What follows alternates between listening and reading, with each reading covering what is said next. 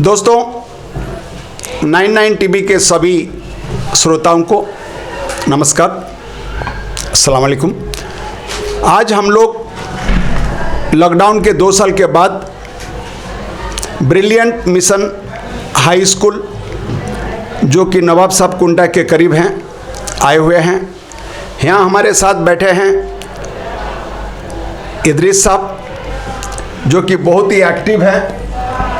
आज हमारा उनसे कुछ गुफ्तगू होगा कि लॉकडाउन का पीरियड कैसा रहा और एजुकेशन में क्या तब्दीलियाँ। काफ़ी दिनों से इदरीस साहब का ख्याल था कि एजुकेशन में कुछ तब्दीली हो और हम सोचे इस विषय में हमने कुछ बातचीत करे थे इदरीस साहब से, तो ये बहुत अच्छा लगा।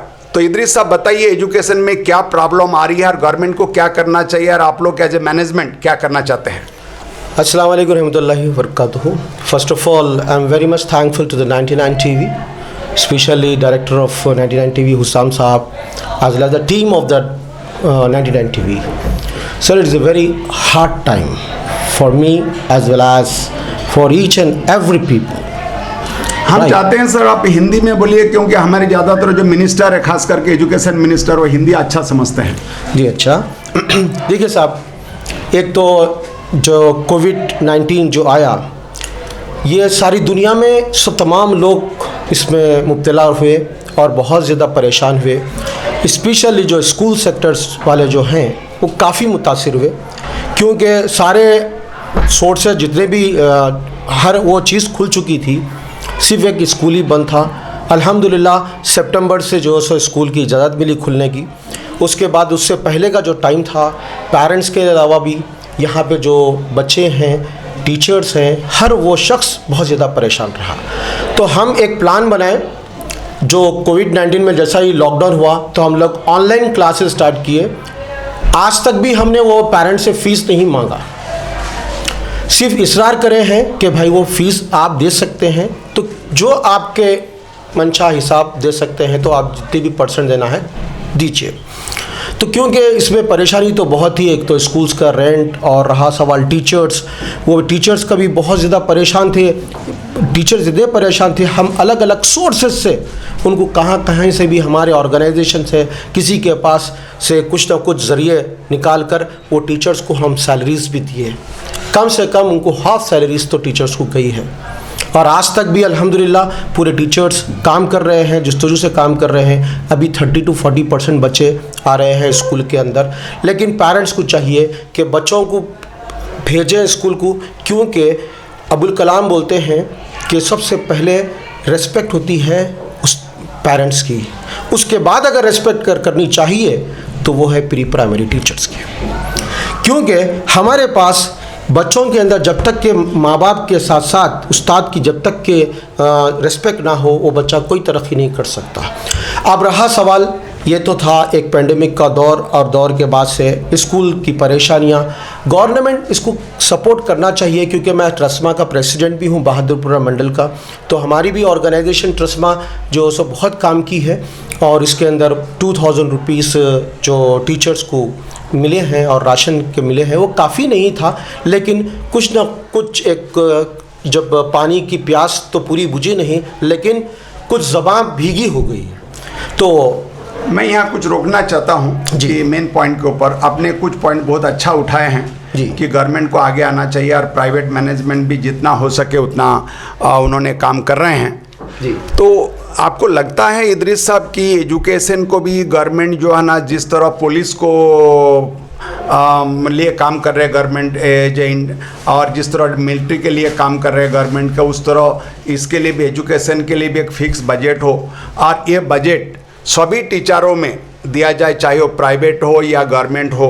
क्योंकि देखिए हमारे देश में करीब 1 करोड़ बच्चे हर साल पैदा होते हैं जी हाँ, और अगर आपके जो स्कूल का जो स्टैंडर्ड है मतलब एक क्लास में 35 बच्चे यानी कि 100 बच्चे 3 क्लास में होना चाहिए, है ना, कम से कम 3 क्लास एवरेज होना चाहिए जी हाँ। तो उसके हिसाब से हम देखते हैं कि 1 करोड़ बच्चे के लिए हर साल जो है ना एक क्लास में 3 लाख टीचर्स की ज़रूरत है और एजुकेशन मेरे ख्याल से 13 to 15 ईयर्स का होता है मिनिमम एजुकेशन जी, है ना। तो अगर हम उसको 15 ईयर्स के साथ मिलाते हैं तो 15 3 जा 45 लाख टीचर्स तो खाली पढ़ाने वाले होना चाहिए जी। फिर टीचर्स के मैनेजमेंट के लिए भी कई टीचर्स होना चाहिए, एक टीम होना चाहिए, स्कूल मैनेजमेंट का भी एक टीम होना चाहिए। तो क्या एक बजट होना चाहिए, कितना परसेंट गवर्नमेंट इसके लिए खर्चा करना चाहिए? हमारे देश में इनडायरेक्ट टैक्स तो गवर्नमेंट सभी से लेते हैं, बिल्कुल लेते हैं, है ना। डायरेक्ट टैक्स से बात अलग है कि नहीं लेते हैं, लेकिन इनडायरेक्ट टैक्स तो सभी से लेते हैं। तो आपके विचार में आता है कि ये जो गवर्नमेंट जो इनडायरेक्ट टैक्स जो कलेक्ट कर रहे हैं, चाहे वो दाल चावल तरकारी भाजी सब्जी तेल नमक दूध जो हर चीज़ में, तो जो टैक्स के किस में 10%, किस में 15%, पेट्रोल में 38%, कुछ दवाई में और कुछ ज़्यादा खर्चा कर रहे हैं, तो इसके ऊपर जी गवर्नमेंट एजुकेशन के लिए भी कुछ टैक्स बचाए और उसको डिस्ट्रीब्यूट करे। खास करके एजुकेशन मिनिस्टर सविता इंदिरा रेड्डी बहुत अच्छे हैं, लेडी है, सुनने में आया। आप उसके बारे में क्या रखते हैं, क्या संदेश देना चाहते हैं उसको? बिल्कुल सही बात है, ये तो एक पॉलिटिकल मैटर है, फिर भी मैं ये कहता हूँ कि ये सेंट्रल गवर्नमेंट से होने चाहिए, क्योंकि वो फिक्स करना चाहिए, इसके लिए बिल पास करना चाहिए, इसके लिए तमाम अपर हाउस लोअर हाउस में इसको सैंक्शन होना चाहिए कि क्योंकि जो बच्चा जो पॉपुलेशन है अगर एजुकेट अगर है गई है तो डेफिनेटली वो देश तरक्की करता है। अगर इलिटरेट अगर रहे तो देश तरक्की नहीं कर सकता है। तो हमारे को यानी कि बच्चों के पीछे और टीचर्स के पीछे एजुकेशन के पीछे ज़्यादा से ज़्यादा खर्चा करना चाहिए, एक फिक्स कर देना चाहिए। टीचर्स को जो सो जैसा कि माइनॉरिटी की स्कॉलरशिप आती है तो टीचरों को भी चाहिए कि स्कॉलरशिप दे। स्कूल्स को कैटेगराइज करें, स्कूल्स को कैटेगराइज करके स्कूल के टैक्सेस जो ले रहे हैं, आप जो स्कूल्स जो बंजारा हिल एरिया के अंदर है स्कूल, जो न्यू सिटी में स्कूल है, वही टैक्स ओल्ड सिटी के अंदर पेड करना पड़ रहा है। तो यहाँ पे लो से लेके हाई तक यानी कि हर वो पॉलिटिकल लीडर्स ये इसके पीछे आगे आना चाहिए, एजुकेशन को प्रमोट करना चाहिए, तभी तो देश तरक्की कर सकता है। हमारा जो सो एरिया खाली टीचर्स को 2000 रुपये दिया गया, देखा गया तो दिल बोलता है कि वो टीचर को 20-20 हज़ार रुपये तो देना चाहिए था, राइट। ये खाली 2000 के ऊपर काफ़ी नहीं होगा। टीचर्स को जितना भी अगर बच्चे के टीचर के पीछे अगर खर्चा करें तो बच्चे भी बहुत अच्छी तरीके से पढ़ सकते हैं, लिख सकते हैं। कई टीचर्स तो बेरोज़गार हो गए, कई टीचर्स तो जो है ठेला बंडी ले लेकर तरकारी वगैरह बेच रहे हैं। कि गवर्नमेंट को हर वो तरीके से ज़्यादा सोचना चाहिए। मैंने क्रिटिसाइज नहीं करो गवर्नमेंट को, हर वो गवर्नमेंट को आप जाके देखिए केरला के अंदर देखिए परसेंटेज क्या है एजुकेशन का, पूरे 100% लिटरेट है। क्यों लिटरेट है 100% लिटरेट है? We have to think it about that. हमको मिज़ोरम को जाके देखना चाहिए, मिज़ोस पीपल को देखना चाहिए, वहाँ के ज़्यादा से ज़्यादा जो है सो फंडिंग जो है सो एजुकेशन के पीछे जाती है। गर्ल्स को प्रमोट करना चाहिए, गर्ल्स एजुकेशन को जो है सो बढ़ावा दिलाना चाहिए। हमारे पास गर्ल्स एजुकेशन को बढ़ावा नहीं दिलाते हैं। हमारे को हर वो लेवल से इस्लाम के अंदर ये बात है कि यानी कि जो लड़का हो या लड़की हो, इल्म का हासिल करना मर्द औरत पर फ़र्ज़ है। अगर आपको जहाँ पे भी जाना चाहिए कि आप इल्म हासिल कर सकते हैं। तो हम ये चाहते हैं कि गवर्नमेंट से हम ये रिक्वेस्ट करते हैं कि जो ज़्यादा से ज़्यादा एजुकेशन के लिए फंडिंग दें, एजुकेशन को जो सो आम करें। आपने अभी बताया कि ट्रस्मा के आप प्रेसिडेंट हैं जी, बहादुरपुर मंडल के। जी जी जी। तो कितना स्कूल आपके साथ जुड़े हुए हैं ट्रस्मा में? ट्रस्मा में तो मोर देन 10,000 स्कूल जुड़े हुए हैं। अच्छा, ट्रस्मा का फुल फॉर्म क्या है? Telangana recognise school management. Good. अच्छा, आपने एक सवाल पूछना नहीं चाहिए था, वो क्योंकि पता नहीं कि आपके भी दोस्त लोग एसोसिएशन नहीं कहने का मतलब आजकल स्कूल भी किराने की दुकान की तरह बढ़ती चली जा रही है। आपका इसके बारे में क्या ख्याल है? क्या हर किसी को स्कूल मैनेजमेंट स्कूल खोलने का परमिशन मिलना चाहिए जो खुद अनपढ़ जाहिल हो? खत्ता ही नहीं मिलना चाहिए। पहले तो बात इंस्पेक्शन करना चाहिए कि स्कूल जो डाल रहा है, जो भी डालने वाले हैं उसके सर्टिफिकेट्स मंगाना चाहिए कि वो अगर बीएड अगर हैं तभी वो स्कूल को परमिशन देना चाहिए। टीचर्स को ट्रेन टीचर्स को रखना चाहिए। बहुत अच्छा रहता है गवर्नमेंट स्कूल्स के अंदर ट्रेन टीचर्स रहते हैं, उसी तरीके से हर वो स्कूल के अंदर ट्रेन टीचर्स होना चाहिए। अगर ट्रेन टीचर्स नहीं है तो कुछ ना कुछ सर्टिफिकेट ट्रेनिंग का लेना चाहिए, चाहे वो कोई भी ग्रेजुएट टीचर्स भी क्यों ना, उसके लिए 3 इयर्स का यानी कि उसको एक्सपीरियंस होना चाहिए, तभी वो स्कूल में पढ़ाने के लिए काबिल होना चाहिए। नहीं तो बच्चों की मुस्तकबिल के साथ खेल रहे। क्या होता है कि एक स्कूल पढ़ता है, स्कूल के अंदर सारे लोग जमा कर लेते हैं, 8-10 लाख रुपए जमा कर ले, स्कूल डाल लें, चलो एक स्कूल डाल लें। फ़ी का स्ट्रक्चर बिल्कुल चलो ना के मुमासिल रख दें, ना के मुमासिल रख दें, खाली बच्चों के मुस्तकबिल के साथ नहीं खेलना है। हमारा मकसद जो है देश की तरक्की करना है। अगर हमारा बच्चा जो है एजुकेट होगा तो सारी कौम एजुकेट होगी, हमारा ख़ानदान एजुकेट होगा। अगर हम इस तरीके से खिलवाड़ करते रहेंगे, बच्चों के साथ नाइंसाफ़ी करते रहेंगे, अगर काबिल टीचर्स को नहीं रखेंगे तो बच्चा कहाँ काबिल निकलेगा, देश कैसे तरक्की करेगा। तो उसके लिए गवर्नमेंट को फिक्रमंद होना चाहिए। इसके लिए गवर्नमेंट को चाहिए कि भाई स्कूल्स जो भी डालते हैं, उस स्कूल्स को हर एक को राइट है, फ्रीडम ऑफ स्पीच है, फ्रीडम ऑफ एक्सप्रेशन है, आप जो करना चाह रहे करिए, आप कोई रोकथाम नहीं है। लेकिन जो स्कूल के ताल्लुक से है तो correspondent should be B.Ed M.Ed and as well as the principal should be B.Ed M.Ed। एक लॉ पास करना भाई, बच्चों के साथ नहीं, मेरे पास पैसा रहा तो चलो मैं स्कूल डाल लूँ, चलो मेरे पास पैसा रहा तो मैं एक बड़ा डॉक्टर, मैं जो सो एक हॉस्पिटल डाल लूँ। कि भाई जिस पेशे से तुम जा रहे हो उस पेशे के पहले बात मालूमात होनी चाहिए, तभी जो से जाना चाहिए उस ताल्लुक से। आपके हिसाब से स्कूल के जो प्रिंसिपल होते हैं, जो करस्पॉन्डेंट होते हैं, ये लोग फुल टाइमर होना चाहिए, पार्ट टाइमर होना चाहिए? देखिए सर, फुल टाइमर हो या पार्ट टाइमर हो, डेडिकेशन फ्रॉम द हार्ट होना चाहिए, दिल से काम करने वाला चाहिए, चौकपीस लेके सम कराने वाला होना चाहिए। मैं तो यही चाहता हूँ कि आप अभी थोड़ी देर पहले भी देखे, मैं क्लास में था। हाँ, आपका क्लासरूम में भी आपके बच्चों में काफ़ी इम्प्रेशन देखा हमने जी कि, और ये इम्प्रेशन अक्सर जो है ना प्रिंसिपल होने से, कंटिन्यू होने से ये देखा जाता है। वो हमने और भी दूसरे स्कूल में भी गए हैं कि वहाँ पर प्रिंसिपल और स्कूल मैनेजमेंट वहाँ अवेलेबल नहीं होने की वजह से तो वहाँ बच्चे ज़्यादातर हताश नज़र आते हैं।